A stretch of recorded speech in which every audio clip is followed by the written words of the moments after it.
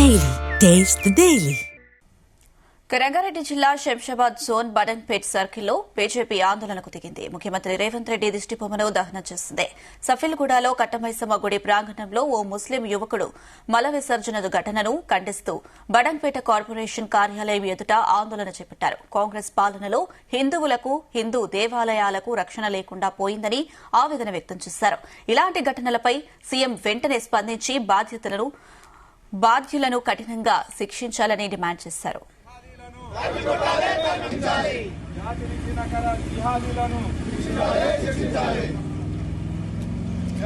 Shamshabad zonal Badangpet circle దగ్గర ఈరోజు రాష్ట్ర ముఖ్యమంత్రి రేవంత్ రెడ్డి గారి దిష్టిబొమ్మ దహనం చేయడం జరిగింది.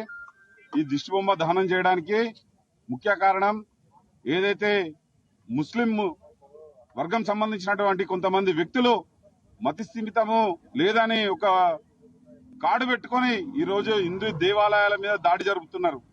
గతంలో చూస్తే ఉప్పుగూడ, సికింద్రాబాద్, జూబ్లీహిల్స్, ఇప్పుడు మళ్ళా షఫీల్గూడ అమ్మవారి టెంపుల్లో మల విసర్జన చేయడం జరిగింది. ఇది హిందువులని టార్గెట్ చేస్తూ హిందువుల ఐక్యతను దెబ్బతీసే విధంగా ఇట్లాంటి కార్యక్రమాలు కొంతమంది సంబంధించినటువంటి ఒక వర్గం వారు ఇవి చేస్తున్నారు. ఇలాంటి వాటిని తక్షణమే వాళ్ళ మీద చర్యలు తీసుకొని మళ్ళీ ఇంకోసారి పునరావృతం కాకుండా సీఎం రేవంత్ రెడ్డి గారు చాలా చర్యలు తీసుకోవాలి. ఇలాంటి చర్యలు తీసుకోవట్లేదు.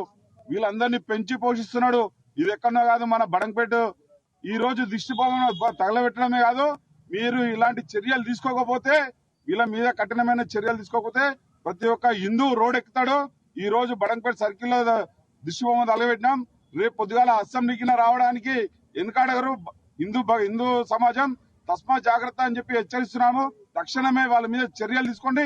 ఇలాంటి పునరావృతం ఇంకోసారి అయ్యిందంటే అగ్ని లేస్తుంది. ఈ యొక్క మహేశ్వర్ నియోజకవర్గం నుంచి అగ్ని స్టార్ట్ అవుతుంది. మిమ్మల్ని పతనం చేస్తాం అని తెలియజేస్తూ హెచ్చరిస్తూ ముగిస్తున్నాను. భారత్ మాతాకి జై, జై శ్రీరామ్.